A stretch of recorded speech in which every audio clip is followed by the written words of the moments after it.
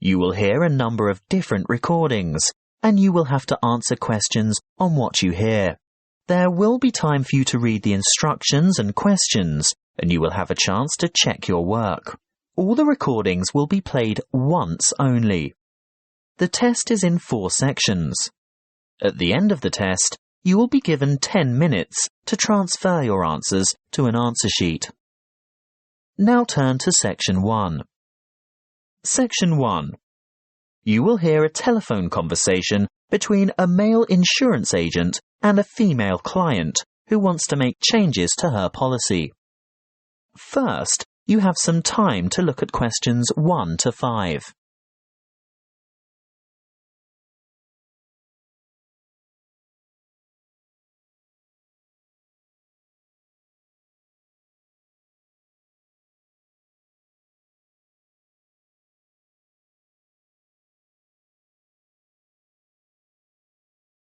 You will see that there is an example that has been done for you.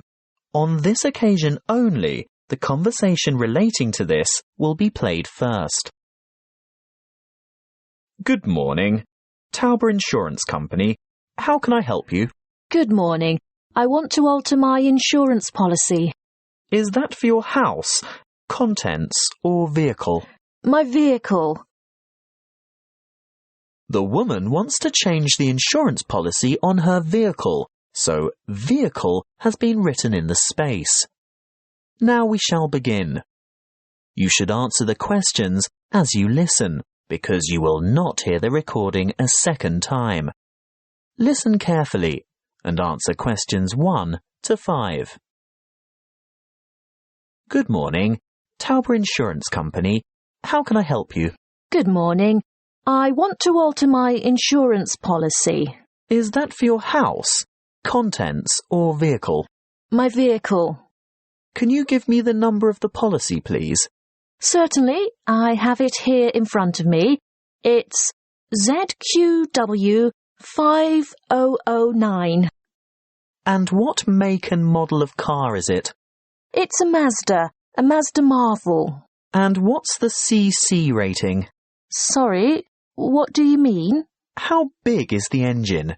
Is it 1,500 or 1,800 cc, for example? Oh, that. It's actually much bigger than that. It's 2,500 cc.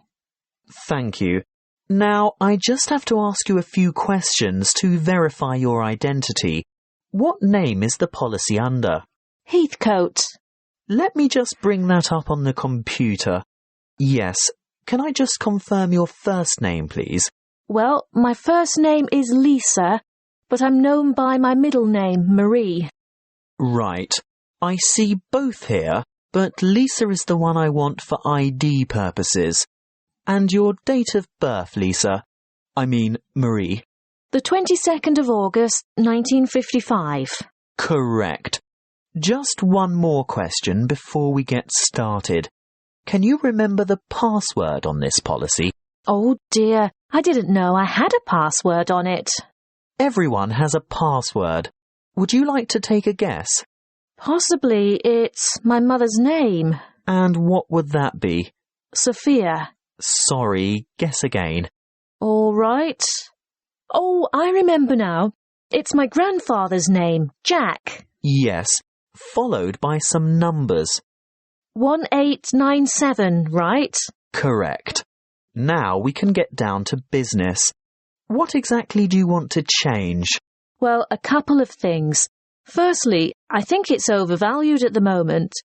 Can we reduce the value by $5,000? You mean bring it down to $15,000? Yes, I'm sure it's lost quite a bit of value over the past year. Done. Now, what's the other thing? Before you hear the rest of the talk, you have some time to look at questions 6 to 10.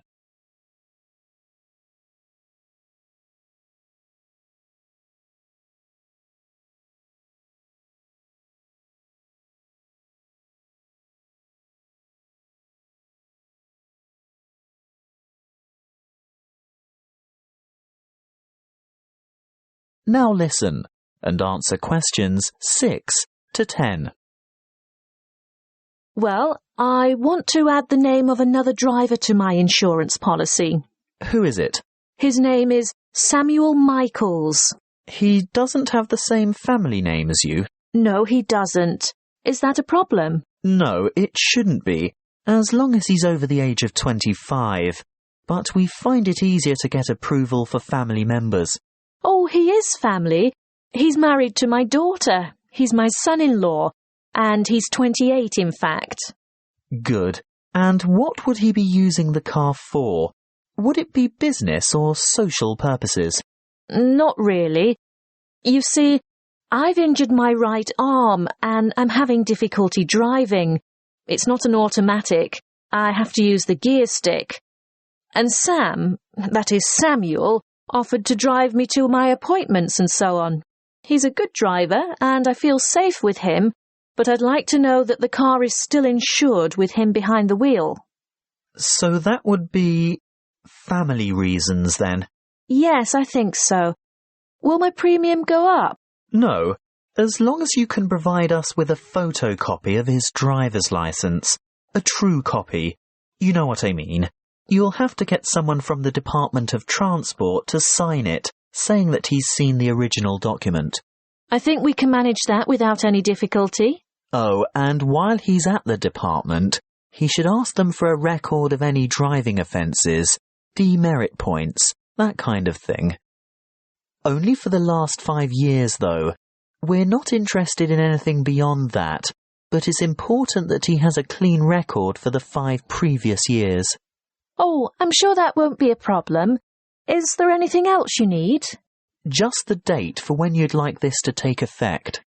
Today, if that's possible. Yes, we can issue temporary cover from today's date, but full cover won't apply until we've received the paperwork and it's been approved. What exactly is temporary? He'll be covered for 2 full weeks, but it will lapse after that time if there's any problem with his credentials. That is the end of section 1. You now have half a minute to check your answers.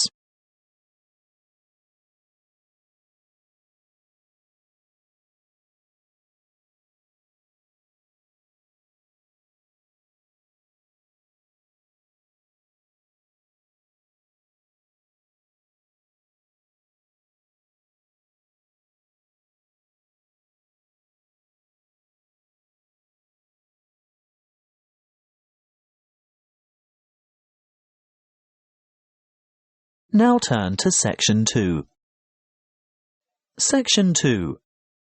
You will hear a counsellor from Health Services talking about confidence and goal setting. First, you have some time to look at questions 11 to 16.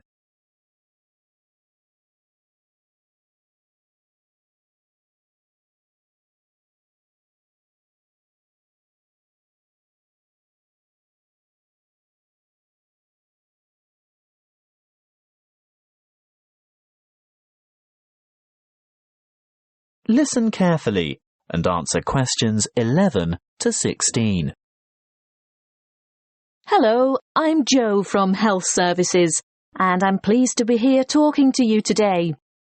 You've come here today to learn more about gaining confidence and setting goals. How many of you are truly positive thinkers? Positive thinking is the key to confidence. It doesn't matter whether you are playing a sports match, facing an interview, or preparing for an exam. If you apply positive thinking, you will gain confidence. This is the secret.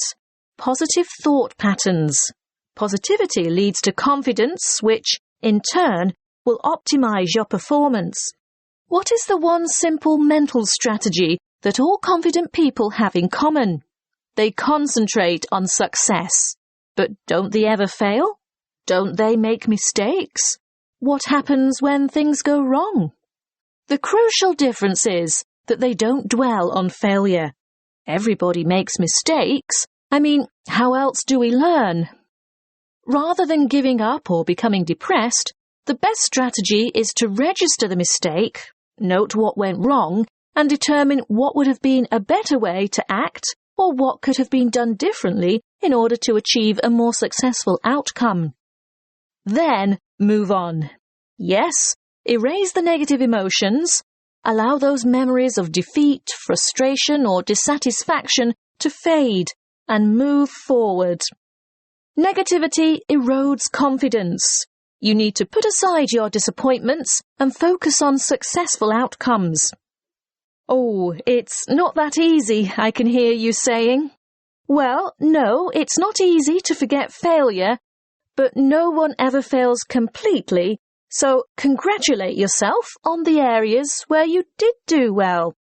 Mentally replay the best bits, even if they're only a small part.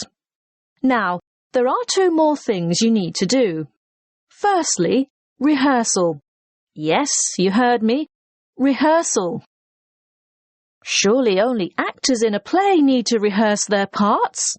No, the truth is, we all need to rehearse. This is a surefire way to build confidence. Before the match, presentation, the exam, or whatever, imagine yourself performing successfully in that particular situation. And here's the second tip. Look confident. That will always give you an extra physiological advantage. So you can see that mind and body work together on this. You have to think and act positively. Let's talk a bit more about how to look confident. If you have to overcome a challenge, get rid of that anxious expression and rigid posture, those downcast eyes and nervous gestures. Even if you don't feel very self-assured, you can still give the appearance of confidence. Stand tall, hold your head up, make full eye contact, and keep an open expression. Replace the frown with a smile if you can manage it. And those hunched shoulders? Relax those shoulder muscles. If you need to, take a deep breath and stretch to release pent-up anxiety and tension. What if you have to make a difficult phone call, for example? Nobody can actually see you, so does it matter what you look like? Yes, it does. Practicing positive body language will help you cross the threshold into a confident mood. Before we move on to talk about goal setting, it may surprise you to know that once you have set a goal in life, the brain responds with a burst of activity, which we experience as, that's right, happiness. And what happens when the goal is achieved? Yes, there is another burst of activity and another feeling of happiness. Before you hear the rest of the talk, you have some time to look at questions 17 to 20.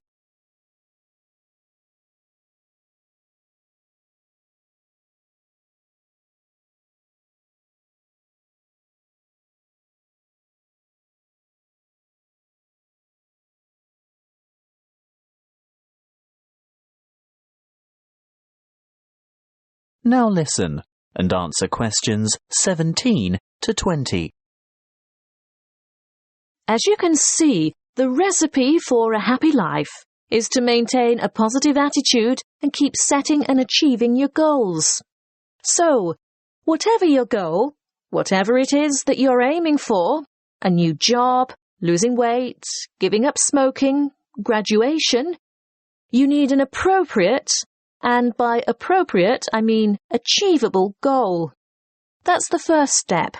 The next thing to consider is motivation. How do you get going? Well, it's more likely to motivate you if you think of the rewards of success rather than focus on failure or what you might lose. So, you need to establish your incentives. After that, you'll have to work out the various stages and phases that you'll need to go through along the way and prepare for each one of them. If you're not naturally motivated, keep the targets small and achievable. But it really is important to ensure you collect the resources to accomplish the various steps. If you have performed that particular task before, you may already have the resources, or at least know where to get them from. If not, Ask someone who has already succeeded. When you have got this far, the next stage is obvious. Yes, you have to take the first step. That's not quite all there is to it, though. The final thing is to remember to keep track of what you've accomplished. In other words, be sure to maintain a progress log. That way you can look back at your previous small successes and watch your progress along the way to achieving your goal. That is the end of section 2. You now have half a minute to check your answers.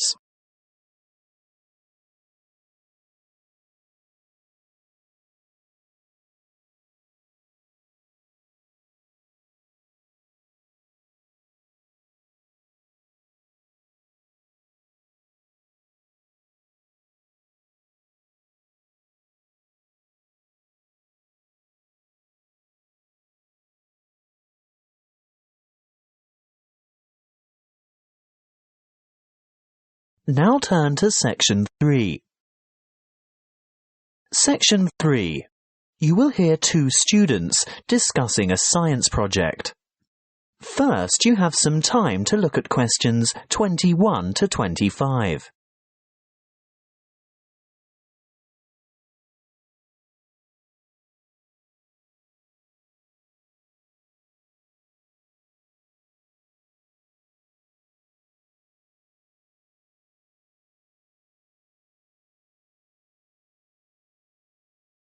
Listen carefully and answer questions 21 to 25. Hi, Julia. Hi, Bob. Thought about the science project yet? Which one? The presentations are scheduled for next month. The experiments that you and I are working on to demonstrate density, buoyancy, and the compression of gases. That'll be complicated. Well, it's not supposed to be.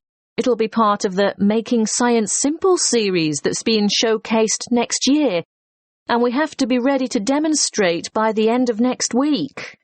Oh, well, simple, you say? Yes, not just the concept, but the materials too. We have to use cheap, readily available common items. Expensive lab equipment is out of the question.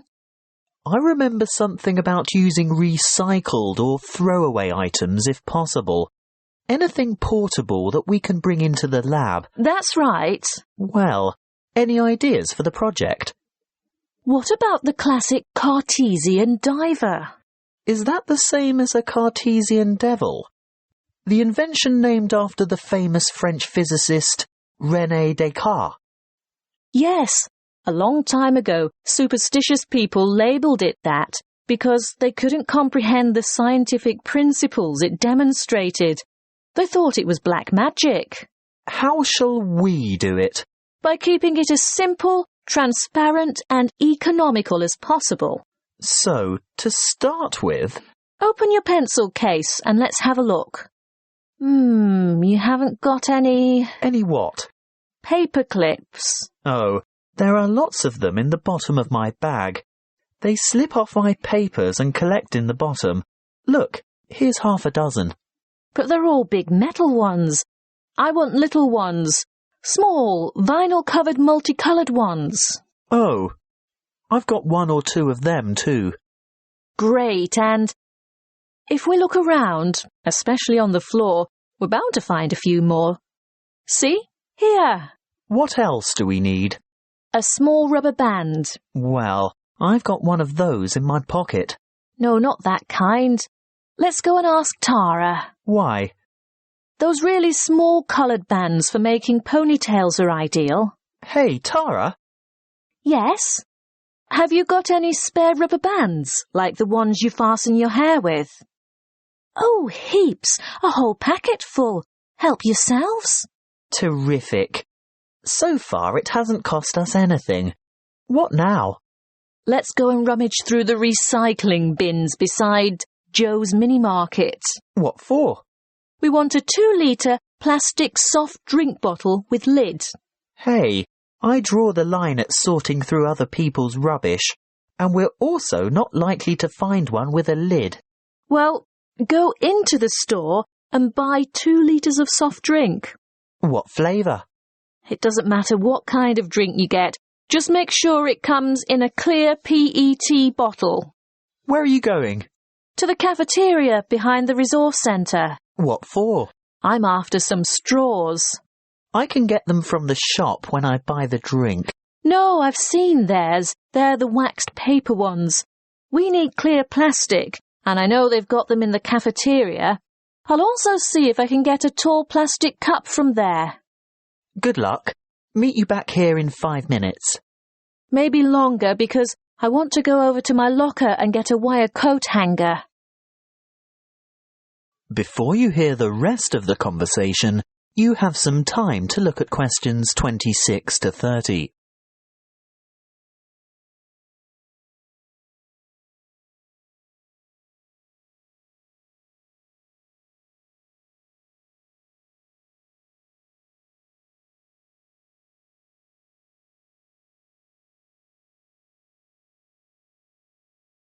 Now listen and answer questions 26 to 30. Right. Have we got everything now? I think so. I've got extras of most things, so don't worry if this doesn't work first time. OK. Assembly. Step 1. Take a straw and fold it in 2. No, not like that. These plastic ones are quite hard to fold. Try pinching it in the middle. That should make it easier to bend. You may even have to bite it, but not too hard. You want a sharp crease, but you don't want to break it. How's this? Good. Now, second step. Wrap a rubber band several times around the ends to hold them together. Then? Add weight to the diver. So, this straw is the diver? Yes. See how I'm pulling the outside end of a paperclip out a bit? Now, hook the part I bent out into the rubber band that's holding the straw together. No, not that way. It'll fall off. That's right. Turn it over. Now, hook 2 or 3 more paperclips on. It's hard to say how many we'll need. The idea is to get the diver to be almost all the way submerged, but not quite. We can put it in this tall cup of water to test it. What do you think? Too buoyant? Add another paperclip? I think so. OK, on to the next step. Have you got the empty bottle? Not quite. What do you mean? Well, it's not quite empty. Pour some into this cup for later. Good. Now, fill the bottle with water all the way to the top and we'll gently lower the diver in. Great. Now put the cap back on. And then? The final step is the demonstration of our experiment. You will see that when I squeeze the bottle, the diver sinks, and when I let it go, the diver rises. When you squeeze, the air bubble trapped in the straw compresses and the water rushes in, making it heavier, so it sinks. And the reverse happens when you release the bottle. What's the coat hanger for? Oh, that.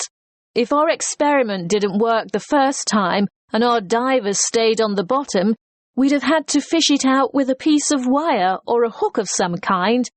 It's best to be prepared.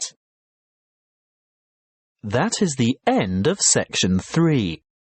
You now have half a minute to check your answers.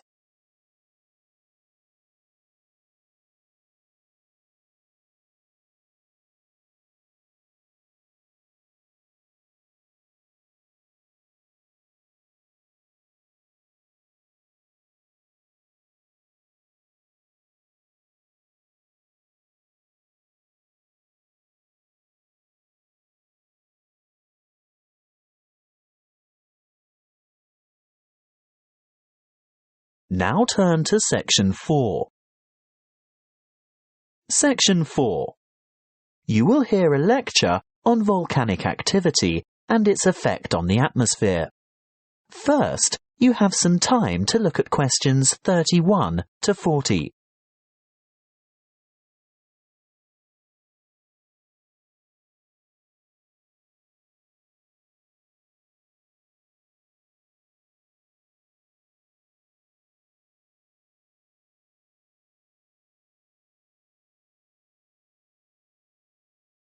Listen carefully and answer questions 31 to 40.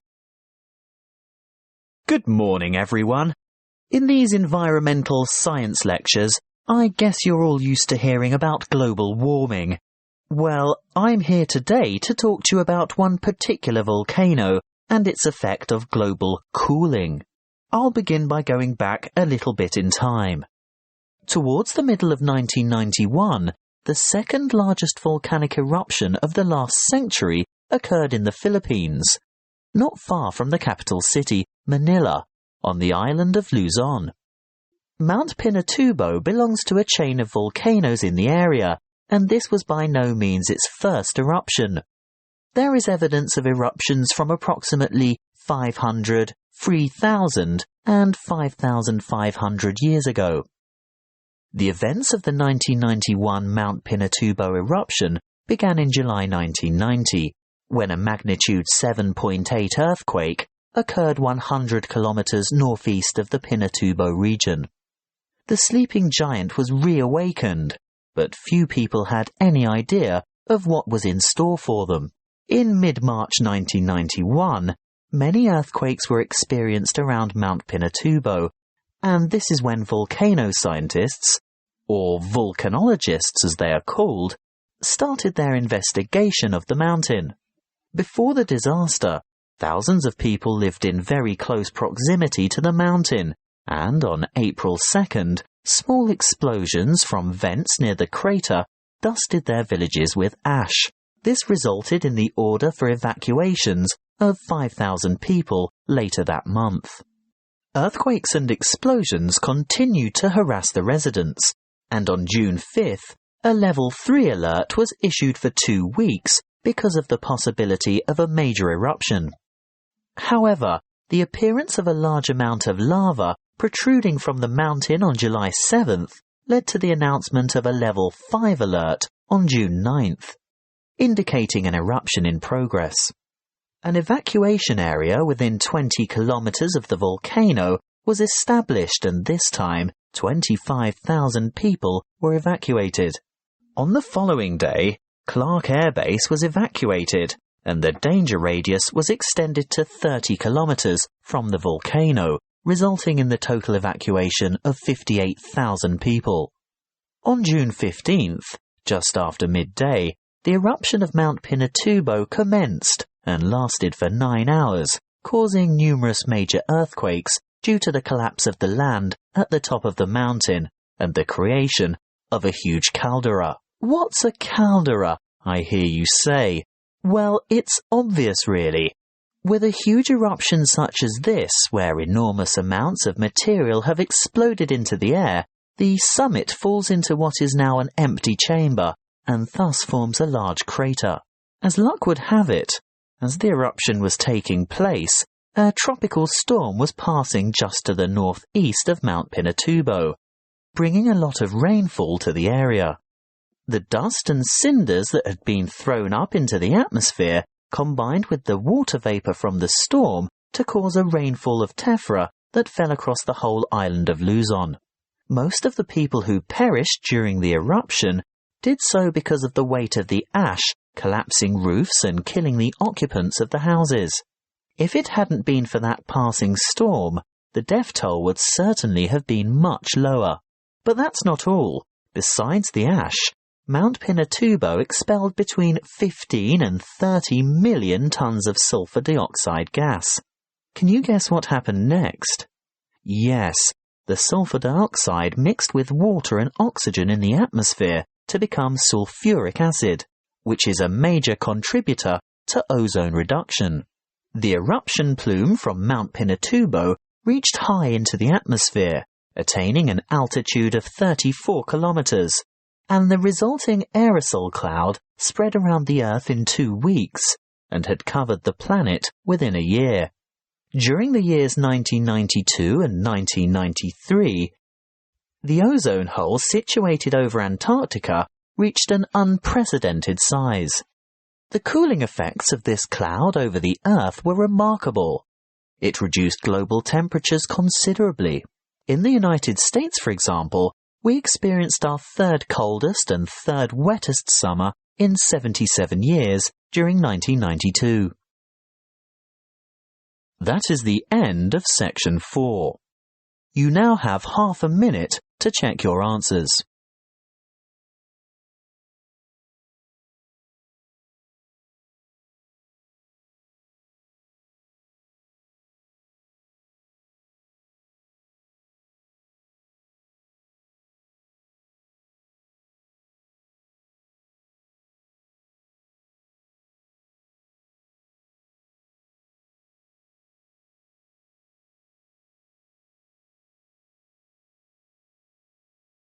That is the end of the listening test.